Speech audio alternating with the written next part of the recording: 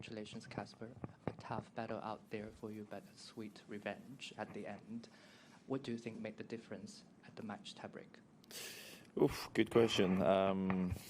I think maybe just the fact that I got a better start than him helped. I was up 7-2, and it kind of feels like the finish line is close, quite much closer than for him. So it was good to get an early lead, and he came back to 8-7, which was, I was starting to feel the pressure and the nerves, but luckily I served and played well behind my serve there in the last 2 points.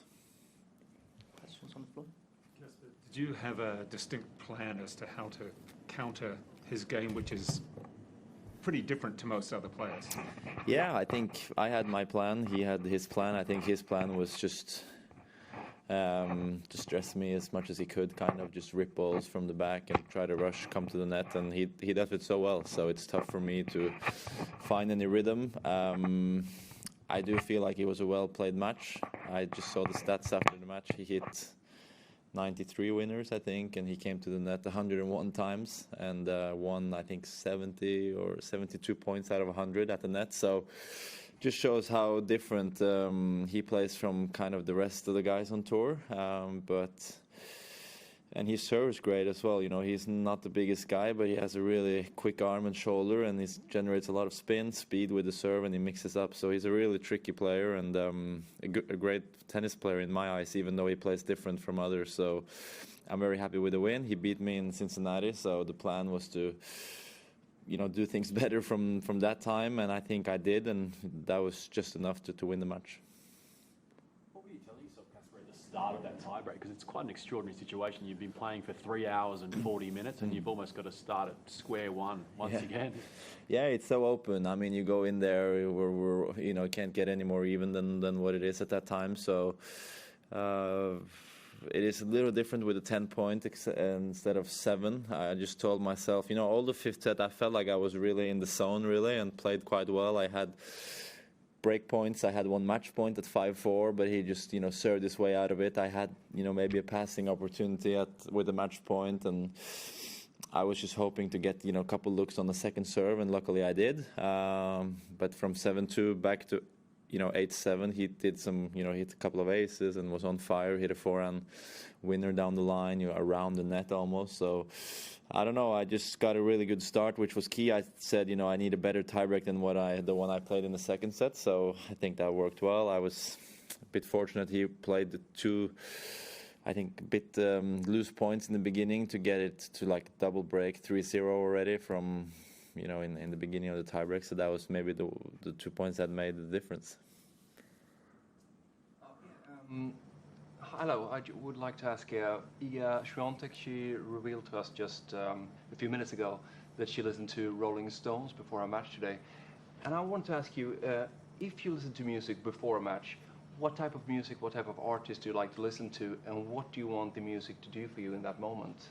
I don't listen too much right before a match, honestly. I have my other ways of getting into the zone or routine. I've been, fairly open with the fact that I'm a big fan of The Weeknd and his music. Last year I went to 3 shows during the summer, so almost can't get enough of it. It's music. It does many good things for many people, and for me, most I listen to when I travel on long flights. A nice way to disconnect. But actually, before a match, I'm not a big music guy. I just do my things and get into the zone in another way. Yeah.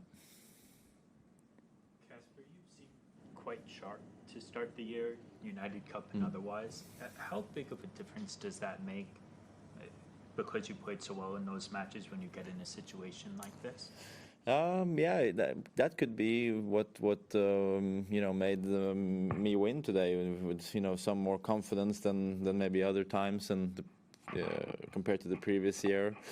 Maybe that's a typical match you can end up losing, and you go back home with the second round instead of maybe having the chance to reach the second week of a slam. So just a few points can be the difference of great or not too good in a Grand Slam. So you've seen it many times before. I mean, Well, I think Novak is a perfect example. I mean, he's saved match points plenty of times and ended up winning a Grand Slam. So you can see how close matches can get sometimes. And today, I didn't have to say match point, but he was, basically only 3 points away from winning. So it was might be the good start that I had in United Cup that gave me some confidence to stay in the rally and play well when I had to.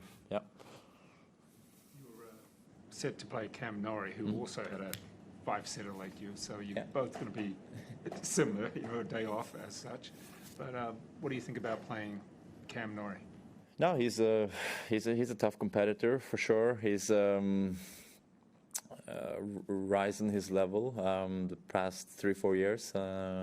He has a cool story. Came from college, took it to kind of the next step from there, and he's a great player. I need to be on top of my game if I want to hang in there with him. I have played him a few times before and been able to beat him before, so I know what has given me the win, and he will try to seek revenge and find a way to beat me. That's how every match goes for sure. So it's going to be a tough one. And in a way, we're both in a similar situation. We had a tough 5-setter, so we're going to try to spend tomorrow in the best possible way to be ready for Saturday. Any more English questions? How was the Zoom call with the interior designer? Spending insight on fabrics and colours. Yeah, I guess so. I mean, delivery takes quite a while, so I don't think we'll be ready until the summer. But it was fine. Yeah. Okay.